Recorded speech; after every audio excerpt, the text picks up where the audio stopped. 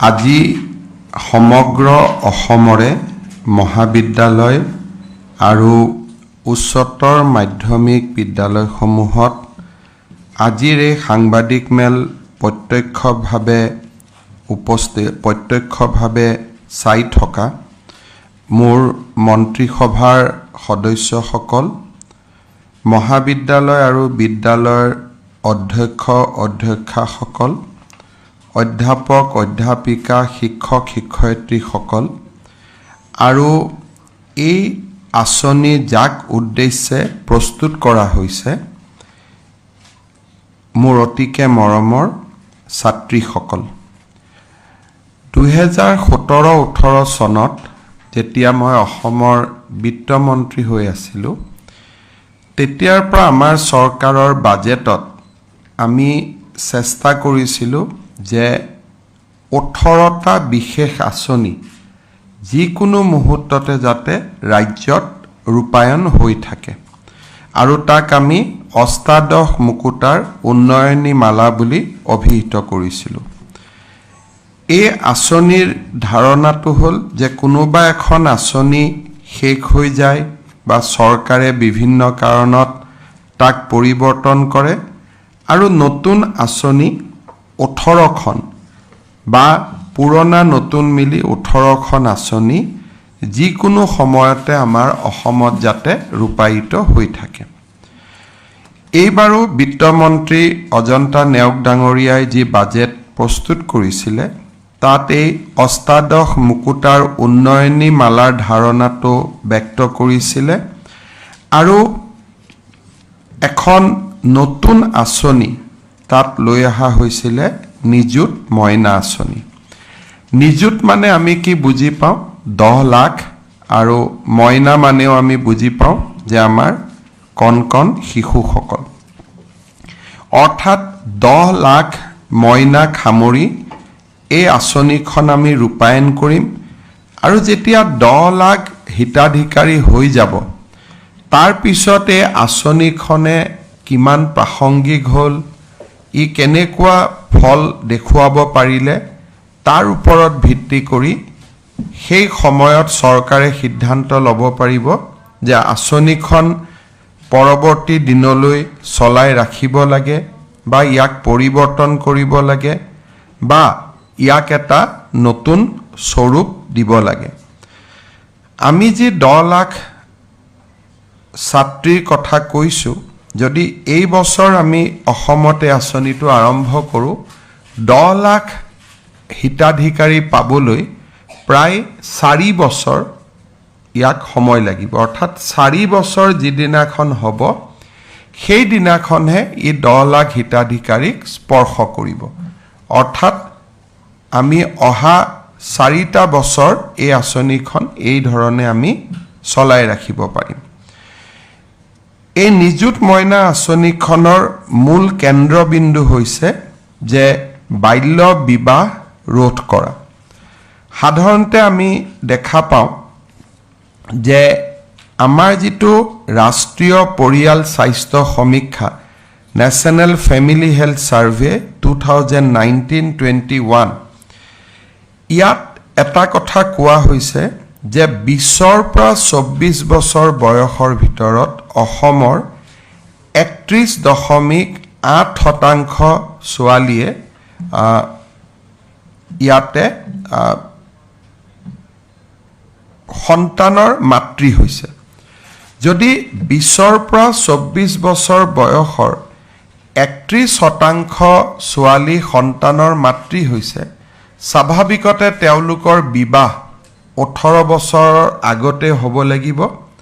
আৰু বেছিকেলি 18ৰ পৰা 20-21 বছৰৰ ভিতৰতে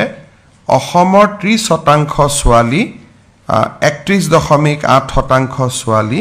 বিবাহপাশত আবদ্ধ হয়। ইয়াৰ ফলত তেওঁলোক উপযুক্ত পুষ্টি শিক্ষাৰ পৰা বঞ্চিত হয়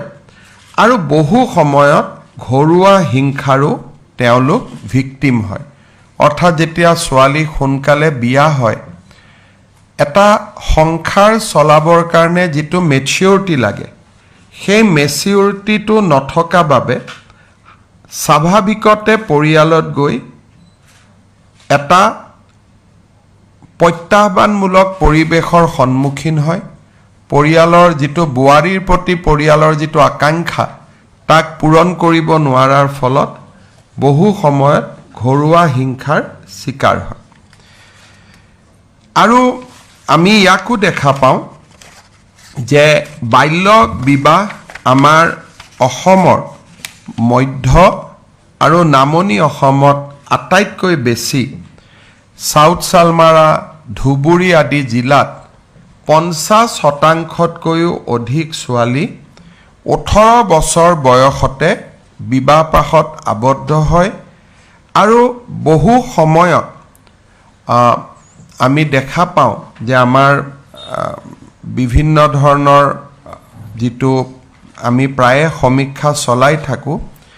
12-13 বছৰতে তেওঁলোক সন্তানৰ মাতৃ হয় আমি বিভিন্ন সময়ত আইনৰ দ্বাৰা ব্যৱস্থা লৈছোঁ কিন্তু আমি বিশ্বাস কৰোঁ যে ৰেষ্ট্ৰিক্টিভ যিবিলাক আমাৰ পলিচি আছে যে আমি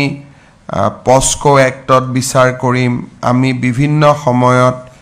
ইয়াৰ লগত জড়িত ব্যক্তিসকলক গ্ৰেপ্তাৰ কৰিম কিন্তু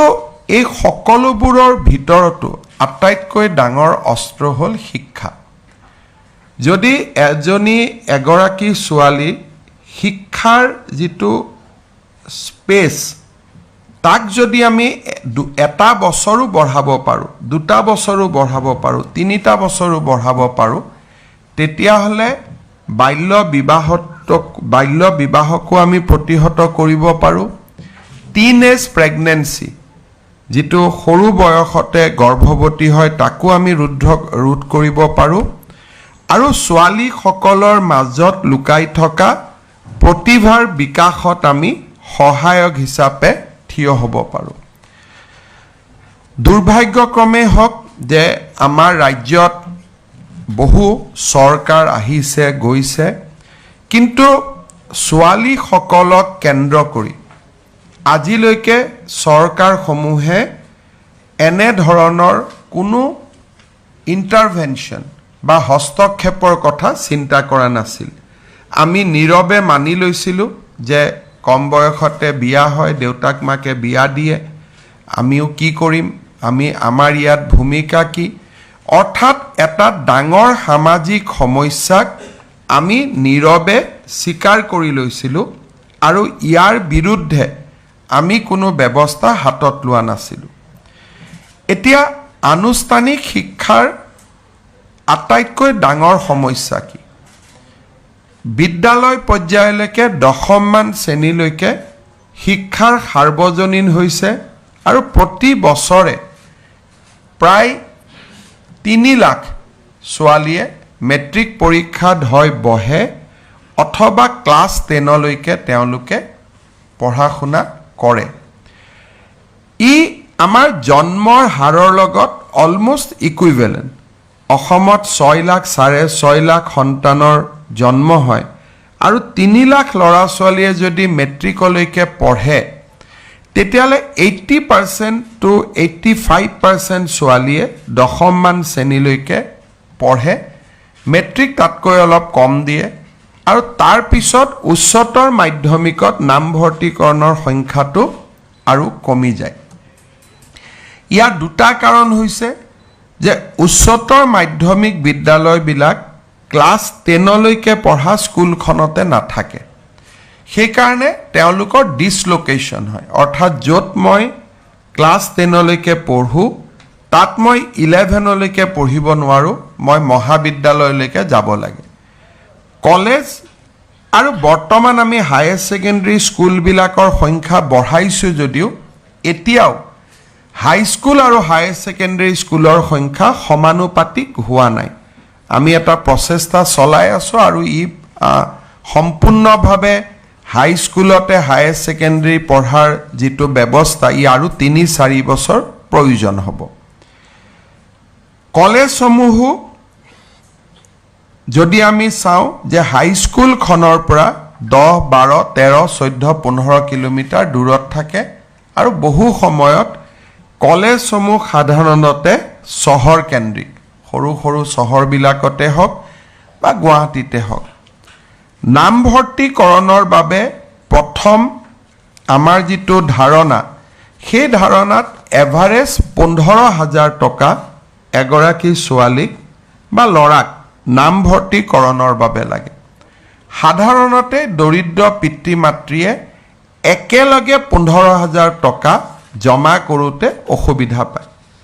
প্ৰথম প্ৰতিবন্ধকতাটো আহে যে নামভৰ্তিৰ কাৰণে আমি প্ৰয়োজনীয় পুঁজি ক'ত পাম 2016 চনত আমি অসম চৰকাৰে নামভৰ্তি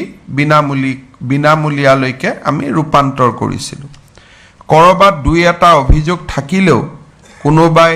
বহু সময়ত কয় যে আমাৰ স্কুলত 600 টকা লৈছে 1000 টকা লৈছে কিন্তু 15,000 টকাৰ তুলনাত 600 টকা বা 1000 টকা ই এটা উন্নত এটা আমাক পৰিৱেশ দিছিলে তাৰ পিছত সেমিষ্টাৰবিলাকত নামভৰ্তি কৰোঁতে প্ৰয়োজন হোৱা পুঁজিও বা নামভৰ্তিকৰণৰ বাবে প্ৰয়োজন হোৱা পুঁজিও আমি ৰেহাই দিছিলোঁ এই দুইটা ব্যৱস্থাৰ ফলত আমাৰ প্ৰাৰম্ভিক যিটো বাধা আছিল সেই প্ৰাৰম্ভিক বাধাটো বহু পৰিমাণে আঁতৰি গৈছিলে সমৰ্থ পৰ্টেলৰ ৰূপায়ণৰ পিছত এতিয়া নামভৰ্তিকৰণটো বিনামূলীয়া কৰা আৰু সহজ হৈ গ'ল কাৰণ ই স্বচ্ছ আৰু এটা প্ৰত্যক্ষ এডমিশ্যন হ'ল কিমানে এডমিশ্যন লৈছে কোনে লৈছে গোটেই কথাখিনি সন্মুখত দেখা দি থকাৰ কাৰণে চৰকাৰেও সময়মতে নামভৰ্তিকৰণৰ পুঁজি মহাবিদ্যালয়সমূহক ঘূৰাই দিব পৰা হ'ল এইবাৰ আমি কঠোৰ পদক্ষেপো লৈছোঁ অহাবাৰ আমি আৰু কঠোৰ পদক্ষেপ ল'ম আমি বিশ্বাস কৰোঁ যে নামভৰ্তিকৰণটো আমি 100% আমি বিনামূলীয়া কৰিবলৈ সক্ষম হ'ম ইয়াৰ পিছত ছোৱালীজনীৰ বাবে দ্বিতীয় প্ৰতিবন্ধকতা হ'ল যে ওচৰৰ চহৰখনত কলেজখন আছে প্ৰতিটো দিনেই চাইকেল এখন লৈ বা টমটম অটো ইয়াৰ জৰিয়তে ৰিক্সা ইয়াৰ জৰিয়তে স্কুললৈ কলেজলৈ আহিব লাগে যাতায়াতৰ খৰচ আৰু কলেজত অহাৰ পিছত দিনটো খোৱা বোৱা দেউতাক মাকে 50 টকাৰ পৰা 100 টকা এভাৰেজ ছোৱালীজনীক দিব লাগে আৰু যিটো বহু সময়ত দেউতাক মাকে দিব নোৱাৰে আৰু এই দুইটা হিচাপ কৰাৰ পিছত যে নামভৰ্তিকৰণৰ বাবে একেলগে ক'ত টকা দিম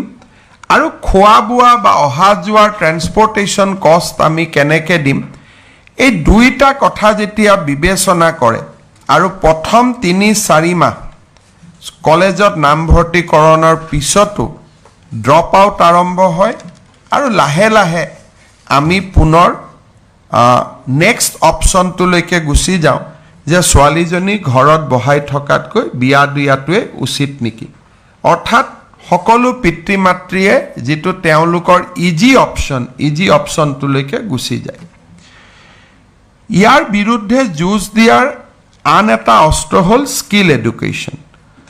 ছোৱালীসকলে প্ৰত্যেকৰ ঘৰত আৰ্থিক প্ৰতিবন্ধকতা থাকে কিন্তু ক্লাছ 11ৰ পৰাই আমি যদি স্কিল এডুকেশ্যন আৰম্ভ কৰিব পাৰোঁ তেতিয়া দেউতাক মাকে গম পাব যে এই বৃত্তিগত শিক্ষাই ছোৱালীজনীক এটা নিশ্চিত কৰ্মসংস্থাপন দিব গতিকে এছাম ছোৱালীয়ে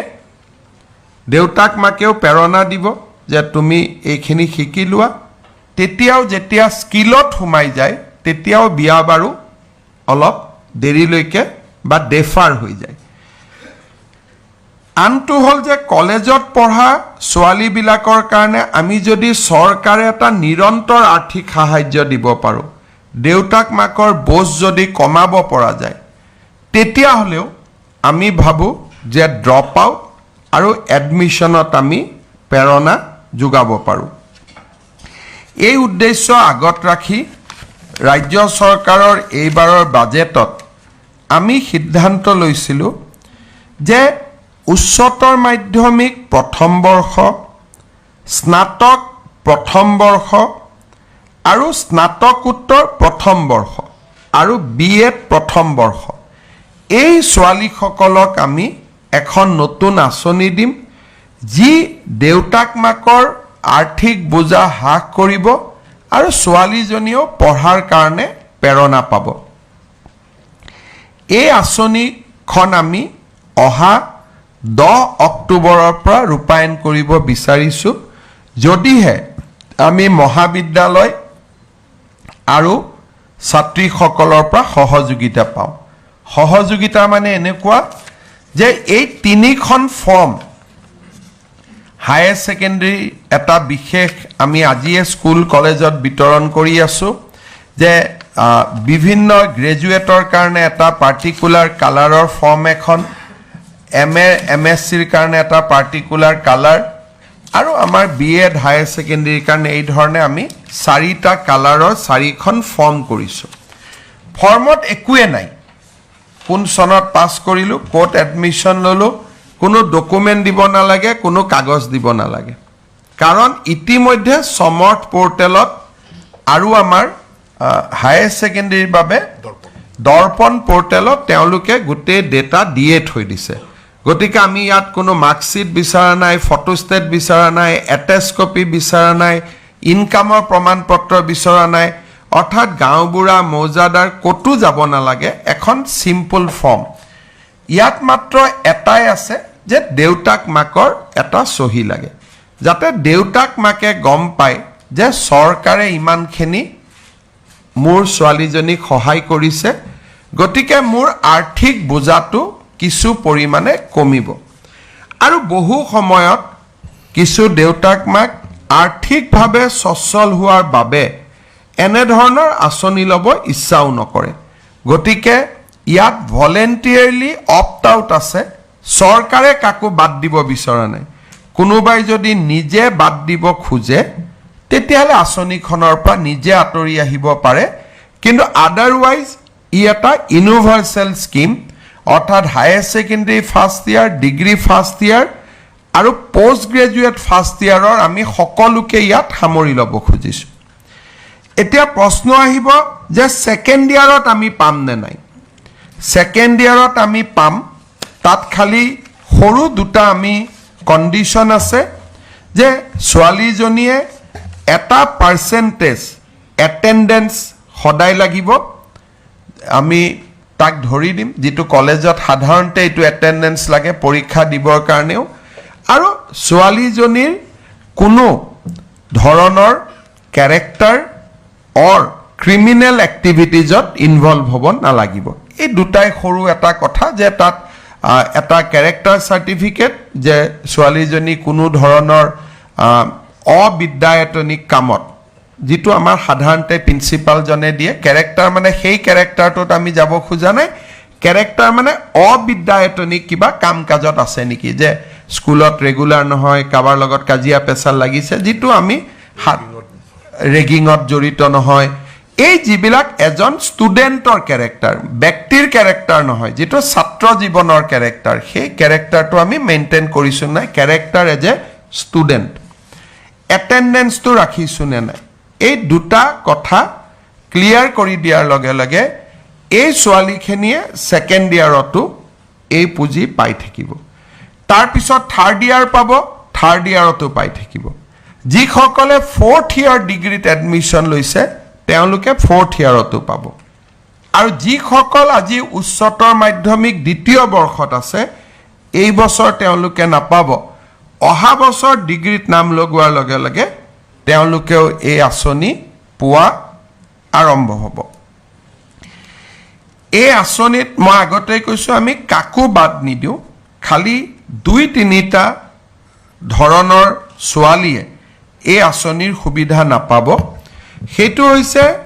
যে উচ্চতৰ মাধ্যমিক আৰু ডিগ্ৰীত বিবাহিত ছোৱালীয়ে এই আঁচনিটোৰ সুবিধা নাপাব কাৰণ এই গোটেই আঁচনিটো হ'ল বাল্য বিবাহৰ বিৰুদ্ধে গতিকে ডিগ্ৰী থাৰ্ড ইয়াৰলৈকে বা ফোৰ্থ ইয়াৰলৈকে অবিবাহিত হৈ থকাটো এই আঁচনিখনৰ ধন নিৰন্তৰভাৱে পাই থকাৰ এটা প্ৰাথমিক চৰ্ত কিন্তু পোষ্ট গ্ৰেজুৱেটত যেতিয়া আমি যাম তেতিয়া আৰু আমি বিয়াৰ কথাটো আনা নাই অবভিয়াছলি ছোৱালী পোষ্ট গ্ৰেজুৱেটত গ'লে বিয়া হ'বও লাগে আৰু আমিও বিচাৰোঁ যে এটা নিৰ্দিষ্ট সময়ত তেওঁলোক বিবাহিত হওক দ্বিতীয়তে যিসকল ডেপুটেশ্যনত পঢ়ে বিএড বহুত আমাৰ শিক্ষকে ডেপুটেশ্যনত পঢ়ে অৰ্থাৎ চৰকাৰৰ দৰমহা পাই থাকে তেওঁলোকে এই আঁচনিটোৰ সুবিধা নাপাব কাৰণ তেওঁলোকে নিয়মিত দৰমহা পাই থাকে মন্ত্ৰী সংসদ আৰু বিধানসভাৰ সদস্যসকলৰ সন্তান এই আঁচনিৰ বাবে যোগ্য বুলি বিবেচিত নহ'ব আৰু এটা সৰু বৰ্গ এই আঁচনিটোৰ অধীনত নাহে সেইটো হ'ল যিসকলে হায়াৰ ছেকেণ্ডেৰীত ফাৰ্ষ্ট ডিভিজন পোৱাৰ কাৰণে স্কুটি এখন পাব কাৰণ স্কুটি আমি ৬০,০০০ টকা দিয়েই দিওঁ গতিকে তেওঁলোকক আৰু এই আঁচনিৰ আমি অনা নাই আৰু বিয়া নহৈ পঢ়ি থাকিবৰ কাৰণে স্কুটিখনেই এটা যথেষ্ট ডাঙৰ প্ৰেৰণা গতিকে দ্বিতীয় প্ৰেৰণা এটাৰ প্ৰয়োজন আমি নাই বুলি ভাবিছোঁ গতিকে হায়াৰ ছেকেণ্ডেৰীত যিসকলে স্কুটি পাব তেওঁলোকো এই আঁচনিটোৰ অধীনত নাহে কিন্তু এই বছৰ আমি নৱেম্বৰ মাহৰ ভিতৰতে সকলোকে স্কুটি আমি দি দিম যাতে আজি তেওঁলোকো আমাৰ মাজত আছে তেওঁলোকে ভাবিব যে স্কুটিখন আমি কেতিয়া পাম আমি নৱেম্বৰৰ ৩০ তাৰিখৰ আগতে আমি স্কুটিখন দিয়াৰ ব্যৱস্থা কৰিম এতিয়া এই আঁচনিত কোনে কিমান টকা পাব যিসকলে একাদশ শ্ৰেণীত নাম লগাইছে তেওঁলোকে 10 মাহ প্ৰতি মাহত ১,০০০ টকাকৈ পাব তাৰমানে 10,000 rupees তেওঁলোকে পাব